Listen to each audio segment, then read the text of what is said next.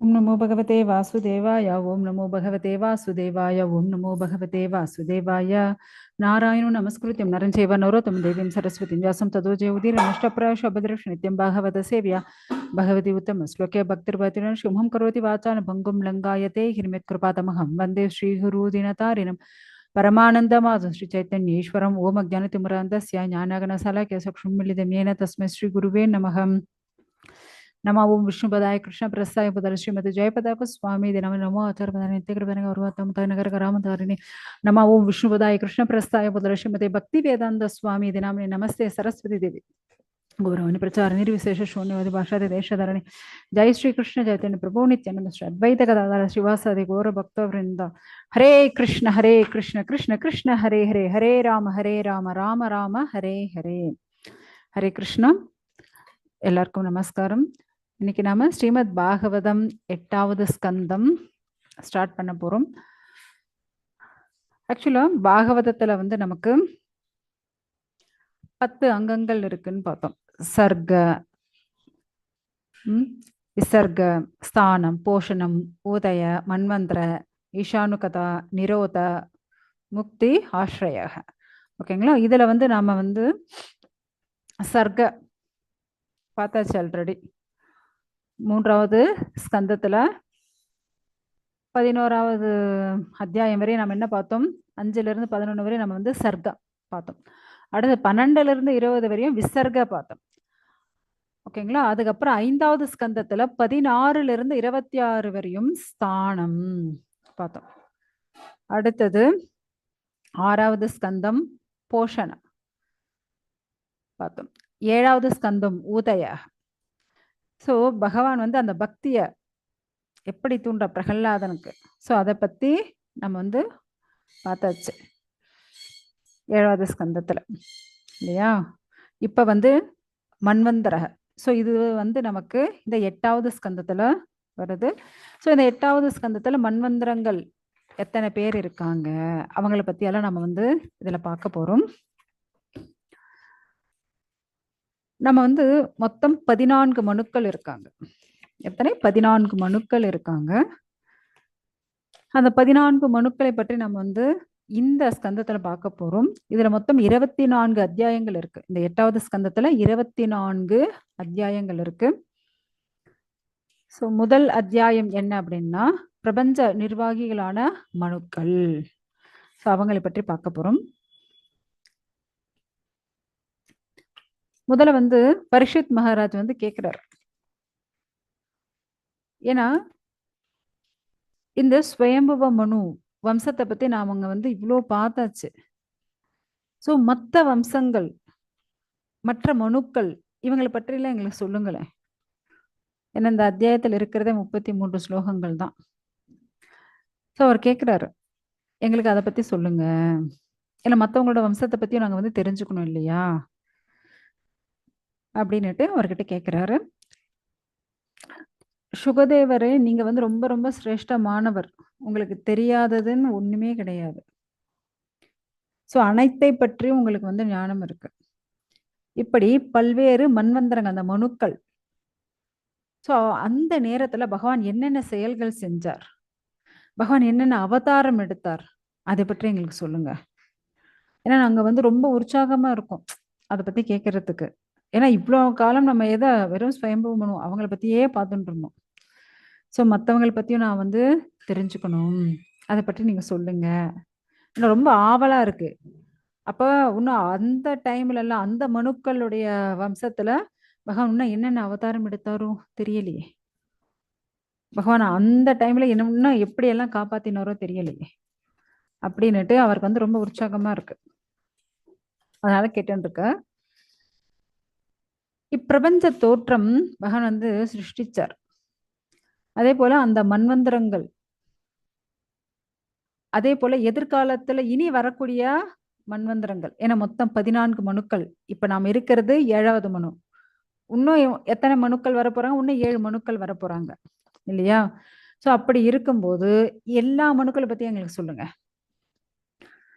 அவரு ஆல்ரெடி வந்தவங்களை பற்றி மட்டும் கேட்கல, இன் ஃபியூச்சர்ல வர போறவங்க, ஸோ அவங்கள பத்தி எங்களுக்கு வந்து சொல்லுங்க அப்படின்னு தான் அவர் வந்து கேட்டுட்டு இருக்காரு.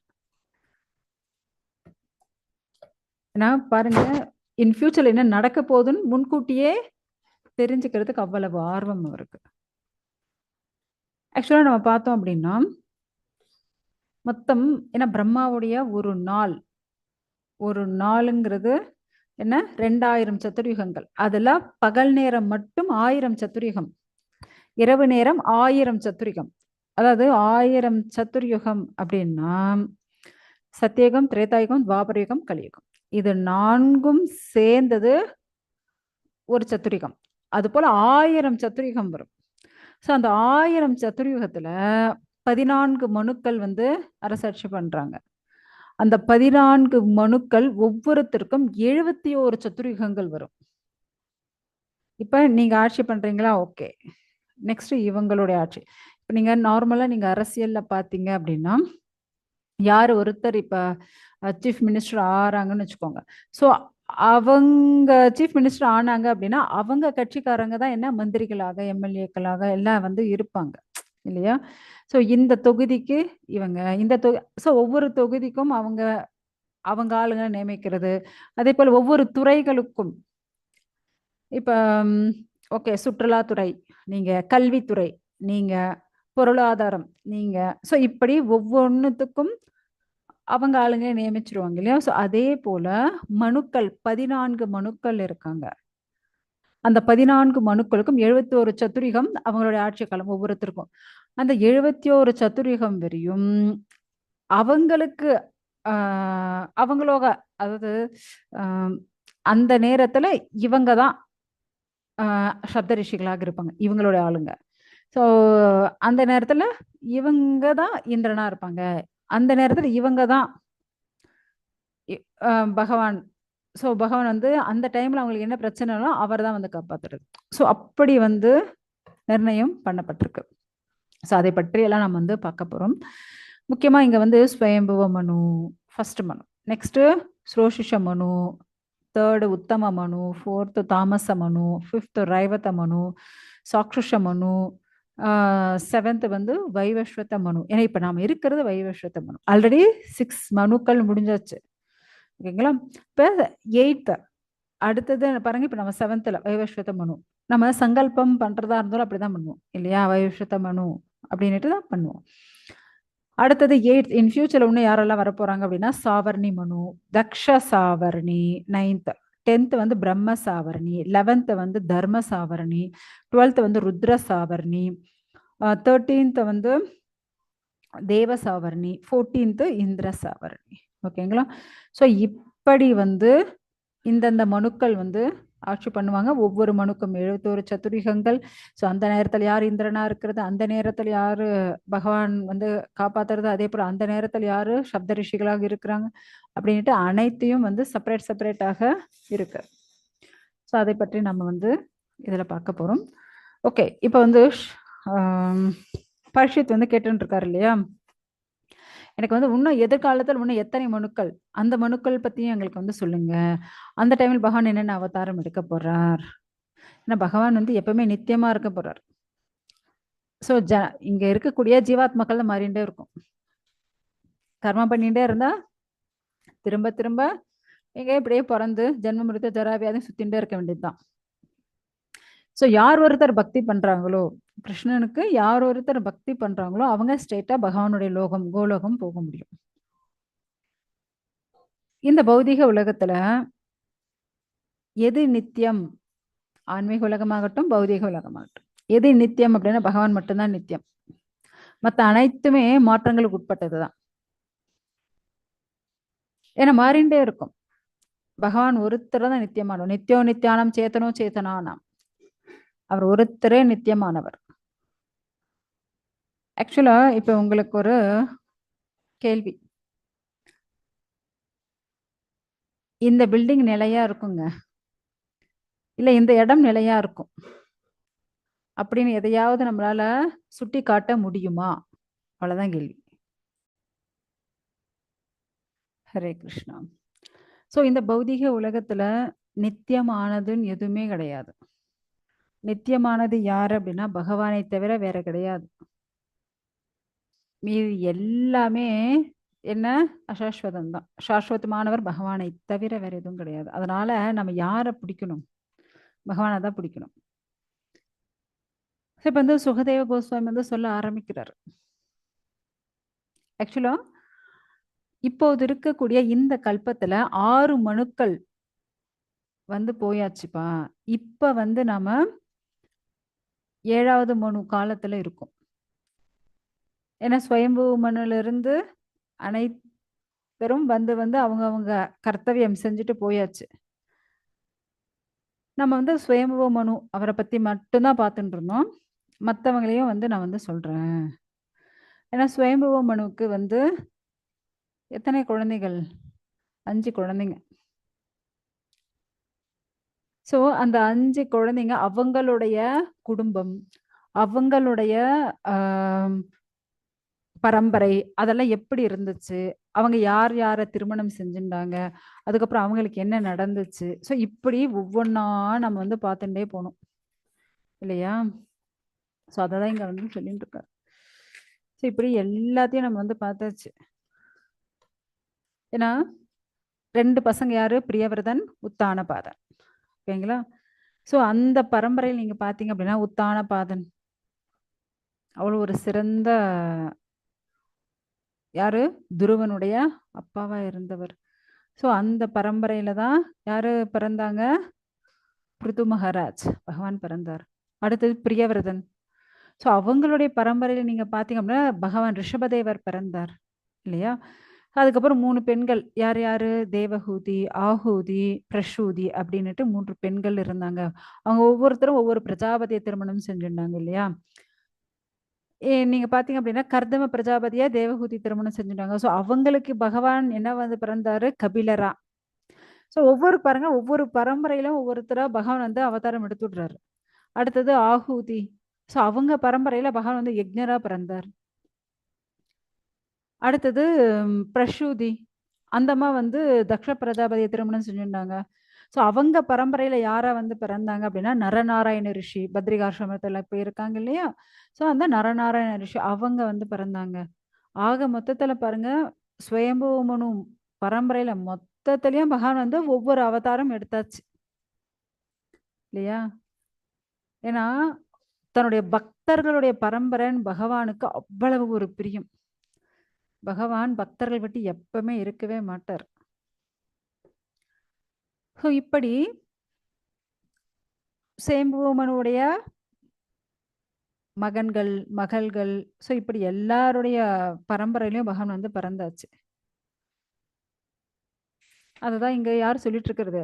சுகதேவர் வந்து சொல்லிட்டு இருக்காரு.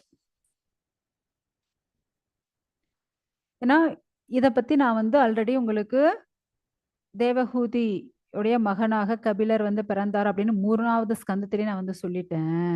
ஆஹூதி மகனாக வந்து யக்ஞரே பிறந்தார்னு சொல்லியாச்சு. ஸோ இப்படி அந்த பகவான் வந்து அந்தந்த குடும்பத்துல அந்தந்த பேரனா பிறக்கிறாரு அப்படின்னா அப்ப ஸ்வயம்புவமனு எவ்வளவு ஒரு சிரேஷ்டமான ராஜாவா இருந்திருப்பாரு இல்லையா? அவங்களுடைய மனைவி சதரூபா. ஸோ இவங்க 2 பேரும் எவ்வளவு கொடுத்து வச்சிருக்காங்க பாருங்க. பகவானே வந்து அவங்கள பாட்டி தாத்தான்னு கூப்பிடும் இல்லையா? அப்படி அவங்க வந்து 2 பேரும் என்ன பண்றாங்க? போதும் இதுக்கு மேல நாம வந்து திரும்ப ராஜ்யத்துல என்ன பண்ணிட்டு இருக்கிறது? நம்ம வந்து போய் தவம் பண்ணலாம். தவம் பண்ணி பகவான் கிட்ட போகணும் அப்படின்னுட்டு அவங்க வந்து விருப்பப்படுறாங்க. சரின்னுட்டு ஸ்வயம்புவ மனு அவர் தானே ஃபர்ஸ்ட் மனு. ஸ்வயம்புவ மனுவும் சதரூபா அவங்களுடைய மனைவி 2 பேரும் சேர்ந்து தன்னுடைய ராஜ்யத்தை எல்லாம் துறந்து தவக்கோலம் பூண்டு 2 பேரும் வனத்துக்கு போறாங்க. அப்படி வனத்துக்கு போய் அவங்க வந்து 2 பேரும் சேர்ந்து வந்து தவம் பண்றாங்க. எந்த இடத்துல அப்படின்னா சுனந்தா நதிக்கரையில. அவங்க வந்து ஒத்த கால நின்னுண்டு அப்படியே 100 ஆண்டுகள் தவம் பண்றாங்க மாதாஜி. கடும் தவம். எதற்காக இவ்வளோ கடும் தவம்? ஒண்ணும் இல்ல. 100 வருஷம் ஒத்த கால நின்னுட்டு தவம் பண்ணணும். யாரெல்லாம் ரெடியா இருக்கீங்க? ஹரே கிருஷ்ணா. ஸோ இப்படி மனுக்களுடைய ஏன்னா ஒவ்வொரு மனுக்கள் அந்த டைம்ல பகவான் என்னென்ன அவதாரம் எடுத்தார் அதை பத்தி தான் அவர் வந்து கேட்டுன்னு இருக்காரு. ஸோ அதனால இப்ப வந்து சுயம்பு மனு அவங்களுடைய காலம் முடிஞ்சதுப்பா. அவங்க வந்து தபஸ் பண்ண போறாங்க. ஸோ அவங்க வந்து கணவன், மனைவி 2 பேரும் வந்து சுயம்பு மனுவும், சதரூபையும் தபஸ் பண்ண போயாச்சு. ஸோ அவங்க போய் ஒத்த கால்ல நின்டு தபஸ் பண்ணிட்டு இருக்காங்க. அப்படி தபஸ் பண்ணும்போது, எந்த இடத்துல? சுனந்தா நதிக்கரையில வந்து தபஸ் பண்ணிட்டு இருக்காங்க 100 வருடங்கள் பகவான நினைச்சு. அப்படி தபஸ் பண்ணும்போது, அவரு என்ன சொல்லின்னு இருக்காரு அப்படின்னா, பகவானுடைய இப்ப நான் வந்து எப்ப பார்த்தாலும் உங்களுக்கு சொல்லுவேன். நீங்க வந்து பகவான் கோவிலுக்கு போறீங்க அப்படின்னா, அந்த லைன்ல நிக்கும்போது பகவத்கீதையினுடைய சத்துர் ஸ்லோகம், பாகவதத்தினுடைய சத்துர் ஸ்லோகம் சொல்லுங்க. இல்லன்னா இப்ப நீங்க திருப்பதி போறீங்க. அந்த திருப்பதியில நீங்க லைன்ல போயிட்டு இருக்கீங்க. இல்ல கூண்டுல இருக்கீங்கன்னா, அப்ப வந்து இந்த ஹரிநாமம் சொல்லுங்க. அதேபோல இந்த சத்துர் ஸ்லோகங்கள் வந்து சொல்லுங்க. பகவான் வந்து சந்தோஷப்படுவார்ன்னு சொல்லுவேன் இல்லையா?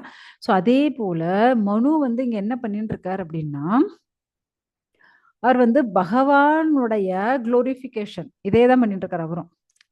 ஸோ பகவானுடைய அந்த புகழாரத்த சொல்லிட்டே இருக்காரு. இப்ப நம்ம வந்து எப்படி பகவத்கீதை அண்ட் பாகவதனோட சதுர் ஸ்லோகம் சொல்லிட்டு இருக்கோமோ அதே போல சரணாகதி ஸ்லோகமும் நான் ஆல்ரெடி 3 அனுப்பியிருக்கேன் எல்லாருக்கும் இல்லையா? ஸோ அதையும் சொல்லலாம். இதெல்லாம் ரொம்ப ரொம்ப சிரேஷ்டமானது.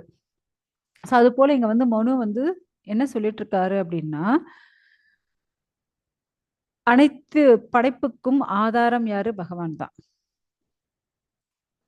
ஸோ இந்த பௌதீக படைப்புகள் ஏன்னா நம்ம கண்ணுக்கு தெரியறது பௌதீக படைப்பு தான். ஏன்னா பகவான் வந்து ஆன்மீக படைப்பு, பௌதீக படைப்பு அனைத்திற்கும் ஆதாரம் அவர்தான். ஸோ அப்படியாப்பட்ட அந்த பகவான் தான் எல்லாருடைய ஹிருதயத்துக்குள்ளேயும் சாட்சியா இருக்காரு. ஆனா இந்த ஜீவராசிகள் வந்து பகவானை பத்தி தெரிஞ்சுக்கிறதே இல்லை. ஆனா பகவானுக்கு எல்லார பத்தியும் தெரியும். யார் யார் ஹிருதயத்துல என்ன இருக்கு அப்படின்னுட்டு பகவானுக்கு எல்லாமே தெரியும். ஏன்னா அவர் தானே பரமாத்மா. ஸோ இப்படி உயிருள்ள உயிரற்ற அனைத்திற்குள்ளும் இருக்கக்கூடியவர் யாரு? பகவான். ஸோ அந்த பகவான் தனக்குன்னு ஒரு எதையுமே வச்சுக்கிறது எல்லாமே தன்னுடைய குழந்தைகளுக்கு. ஏன்னா நம்ம வந்து எதையும் தனக்குன்னு வச்சுக்கிறோமா என்ன? இல்ல. ஆனா அனைத்தையும் தன் குழந்தைகளுக்கும் கொடுப்பான். அதுபோல பகவான் இந்த பௌதிகத்துல எதையும் தனக்குன்னு வைக்கல. அனைத்தையும் தன் குழந்தைகளான நமக்கு தான் கொடுத்து வச்சிருக்காரு.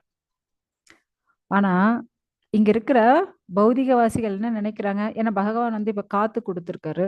அந்த காத்துக்கு காசு கேட்கிறாரா? இல்லையே. நெருப்பு இருக்கு. நெருப்புக்கான காசு கேட்கிறாரா? இல்ல. சோ இப்ப கொஞ்சம் யோசிச்சு பாருங்க. அந்த இடத்துல சூரியன் இல்ல அப்படின்னா என்ன ஆயிடுவோம் நம்ம? ஃபுல்லா ஃப்ரீஸ் ஆயிடுவோம். இந்த உலகமே ஃப்ரீஸ் ஆயிடும். சூரியன் இருக்கிறதுனால தான் நம்மெல்லாம் கொஞ்சம் அந்த சூட்டோட இருக்கும். சூரியன் இல்லாத பட்சத்துல இல்ல அந்த சூரியனுக்கே சூடை கொடுப்பவர் யாரு? அந்த வெப்பத்தை கொடுப்பவர் யாரு அப்படின்னா பகவான் தான்.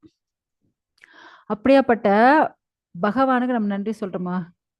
நீருக்கு ஆகட்டும், இந்த சுவாச காற்றுக்கு ஆகட்டும், இந்த சூட்டுக்கு ஆகட்டும், நமக்கு கிடைத்த உணவுக்காகட்டும், ஸோ நமக்கு பகவான் கொடுத்த இந்த சத் சங்கத்திற்கு ஆகட்டும், எதற்காவது நம்ம நன்றி சொல்றோமா? கிடையவே கிடையாது. உண்மையான நன்றி கெட்டவர்கள் யாரு அப்படின்னா நாம தான். ஆனா பகவான் எல்லாத்தையும் கொடுக்கிறார். ஆனாலும் நாம என்ன பண்றோம் அப்படின்னா மற்றவர்களுடைய சொத்துக்கு ஆசைப்படுறோம். இப்ப நமக்கு உணவு கிடைச்சிருக்கு. ஓகே பகவானே உங்களுடைய கருணையில எனக்கு இது கிடைச்சிருச்சு அப்படின்னு சந்தோஷப்படுறோமா? கிடையாது. ஆக்சுவலா நீங்க பாத்தீங்க அப்படின்னா துரியோதனன் உதாரணம். அவன் வந்து எப்பயாவது நான் சக்கரவர்த்தி ஆகணும், ராஜா ஆகணும் ஆசைப்படவே இல்லை. அவனுடைய ஆசை என்ன அப்படின்னா பாண்டவர்கள் அழிஞ்சு போகணும். அவ்வளவுதான். ஓகேங்களா? சில பேருக்கு இந்த புத்தி இருக்கும். தனக்கு ஒரு கண்ணு போனால் மத்தவனுக்கு 2 கண்ணும் போகணும் அப்படின்னுட்டு. முக்கியமா துரியோதனனுக்கு அந்த புத்தி தான்.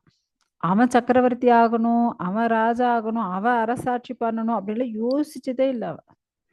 அவனுக்கு தேவை பாண்டவர்கள் அழியணும். அவங்க இந்த உலகத்திலே இருக்கக்கூடாது. அதுதான் அவனுடைய ஆசை. ஏன்னா அவனுக்கு பாண்டவர்களுக்கும் பிரிச்சு கொடுத்தாச்சு. ஆனாலும் அவனால சந்தோஷமா இருக்க முடிஞ்சதா? இல்ல. வெறும் மலைய காடுகள் எந்த ஒரு விவசாயமே பண்ண முடியாத ஒரு இடத்தை தான் யாரு கொடுத்தாங்க? பாண்டவர்கள் கொடுத்தாங்க. இவன் நல்ல வளமான இடம் சிட்டி பெரிய அப்புறம் டவுன்ஸ். ஸோ அப்படியாப்பட்ட இடத்த தான் இவன் எடுத்துட்டான். நல்ல விவசாய நிலங்கள் அப்படிதான் எடுத்துட்டான். ஆனாலும் இவனுக்கு அவங்க மேல பொறாமை. காரணம் இதுதான். பேராசை, பொறாமை. அவங்க இந்த உலகத்துல இருக்கிறதே எனக்கு ரொம்ப கஷ்டமா இருக்கு அப்படின்னு யோசிப்பான். ஸோ நாம எது கிடைச்சாலும் சந்தோஷப்பட மாட்டோம் சில பேர்.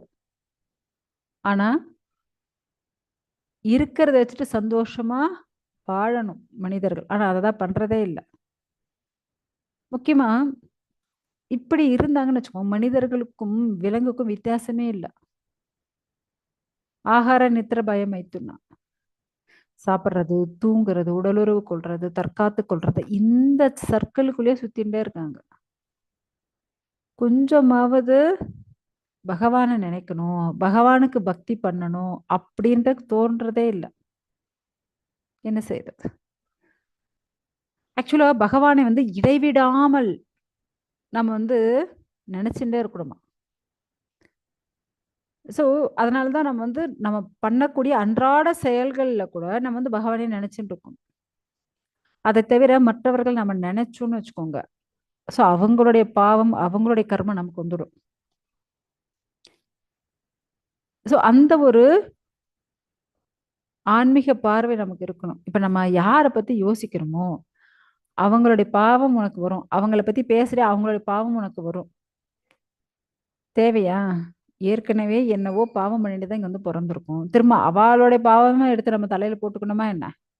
வேண்டாமே. ஸோ அதனால சில பேர் நீங்க பார்த்தீங்கன்னு வச்சுக்கோங்களேன், இப்ப நீங்க கல்யாண வீட்டுக்கு போனீங்க அப்படின்னா, இருக்கிற எல்லாத்தையும் எடுத்து போட்டுக்குவா.